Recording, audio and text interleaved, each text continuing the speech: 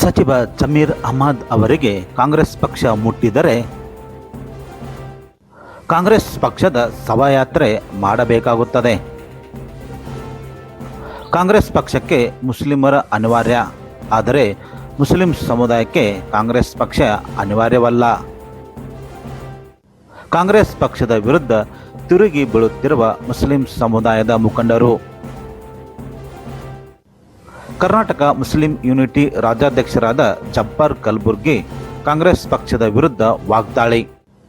CM Siddaramaiah ಹಾಗೂ ಡಿಕೆಶಿ ಬಣದ ತಿಕ್ಕಾಟ ಮಧ್ಯೆ ಸಿಎಂ ಬಣದವರಿಗೆ ಹೊಡೆತ ಕೊಡುತ್ತಿರುವ ಡಿಕೆಶಿ.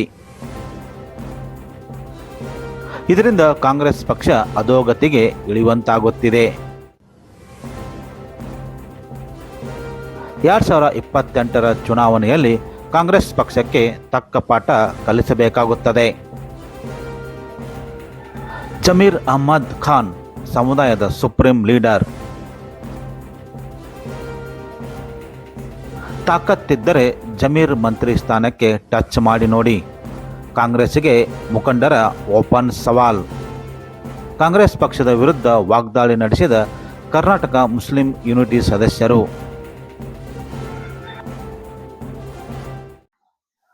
ಕರ್ನಾಟಕ ಮುಸ್ಲಿಂ ಯೂನಿಟಿ ರಾಜ್ಯಾಧ್ಯಕ್ಷರಾಗಿರುವಂಥ ಜಬ್ಬಾರ್ ಕಲಬುರ್ಗಿ ಹಾಗೂ ಇತರ ಸದಸ್ಯರು ಕಾಂಗ್ರೆಸ್ ಪಕ್ಷದ ವಿರುದ್ಧ ವಾಗ್ದಾಳಿ ನಡೆಸಿದರು. ಏನಂತ ಹೇಳಿದ್ದಾರೆ ನೋಡಿ.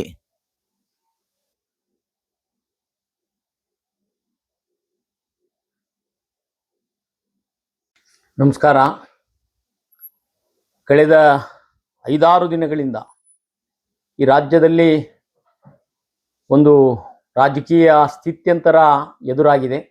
ಎಲ್ಲರಿಗೂ ಗೊತ್ತಿರುವಂಥ ವಿಷಯ. ದಾವಣಗೆರೆ ಉಪಚುನಾವಣೆಯಲ್ಲಿ ಮುಸ್ಲಿಮರ ಭಾವನೆಗಳನ್ನು ಅರ್ಥ ಮಾಡಿಕೊಳ್ಳದೆ ಕಾಂಗ್ರೆಸ್ ಎಲ್ಲೋ ಒಂದು ಕಡೆ ಎಡವಿದೆ ಅನ್ನುವಂಥ ಮಾತನ್ನ ಇವತ್ತು ಈ ಸಂದರ್ಭದಲ್ಲಿ ಕರ್ನಾಟಕ ಡಿ.ಕೆ. ಶಿವಕುಮಾರ್ ಅವರ ಕುರ್ಚಿ ಕಾಳಗದಲ್ಲಿ ಮುಸ್ಲಿಮರನ್ನ ಮಧ್ಯೆ ಎಳೆತಂದು ಕಾಂಗ್ರೆಸ್ ತನ್ನ ಶವಯಾತ್ರೆಯ ಸಿದ್ಧತೆಯನ್ನ ಮಾಡಿಕೊಳ್ತಾ ಇದೆ ಎನ್ನುವಂತ ಒಂದು ನೋವು ಇವತ್ತು ಈ ರಾಜ್ಯದ ಮುಸ್ಲಿಮರಿಗೆ ಕಾಡ್ತಾ ಇದೆ.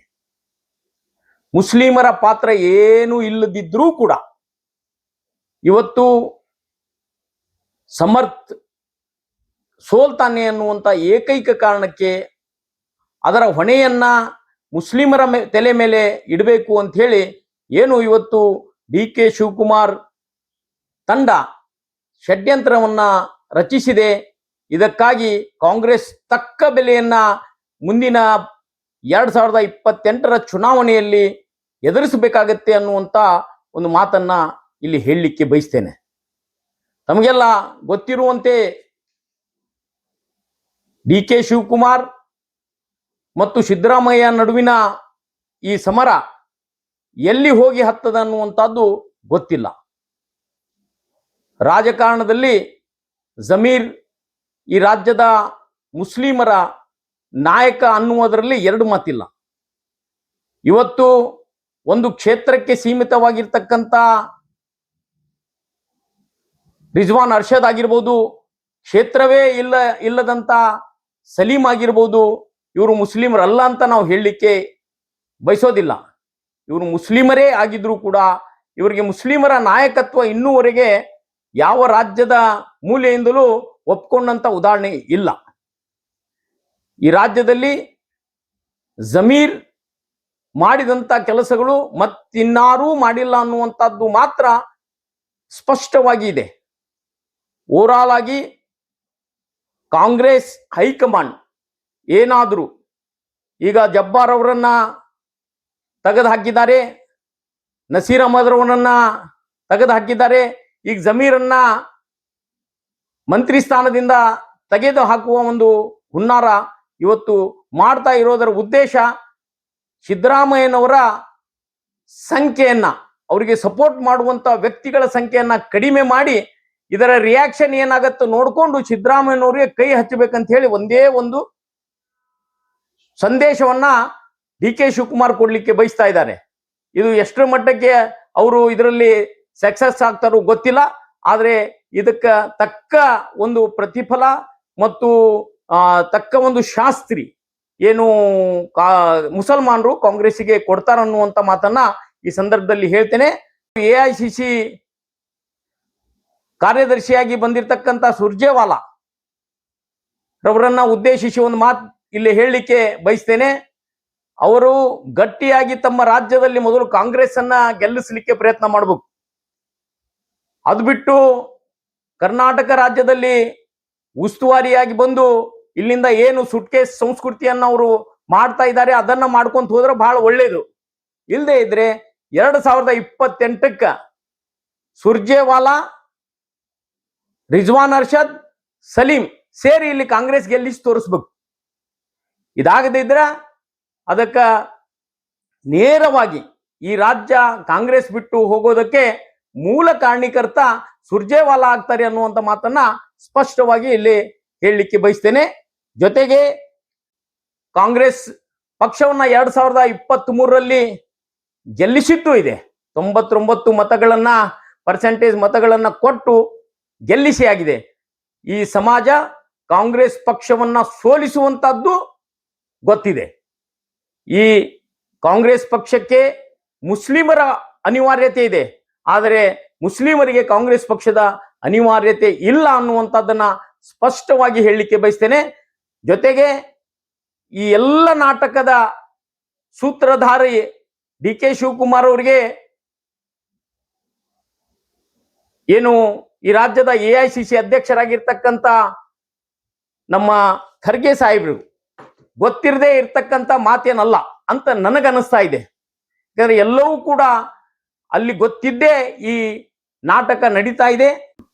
ರಾಷ್ಟ್ರೀಯ ಅಧ್ಯಕ್ಷರಾಗಿರ್ತಕ್ಕಂಥ ಮಲ್ಲಿಕಾರ್ಜುನ್ ಖರ್ಗೆ ಅವರಿಗೆ ಅವರ ಚಿರಂಜೀವಿ ಗೆಲ್ಲಿಕ್ಕೂ ಮುಸಲ್ಮಾನರ ಮತಗಳು ಬೇಕು.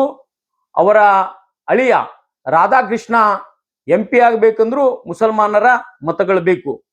ಇದನ್ನ ಮಾನ್ಯ ಖರ್ಗೆ ಅವರು ಮಧ್ಯಪ್ರವೇಶ ಮಾಡಿ ಮುಸ್ಲಿಮರ ಮೇಲೆ ಆಗ್ತಾ ಇರ್ತಕ್ಕಂಥ ಅನ್ಯಾಯವನ್ನ ತಡಿದೆ ಹೋದ್ರೆ ನಾಳೆ ಮುಸ್ಲಿಮರ ಮತಗಳು ಕಾಂಗ್ರೆಸ್ಸಿಗೆ ಬೇಡ ಅನ್ನುವಂತ ಸಂದೇಶವನ್ನ ಸ್ಪಷ್ಟವಾಗಿ ಕಾಂಗ್ರೆಸ್ ಕೊಡ್ತಾ ಇದೆ ಅಂತ ಹೇಳಿ ಒಂದು ಭಾವಿಸಬೇಕಾಗತ್ತೆ.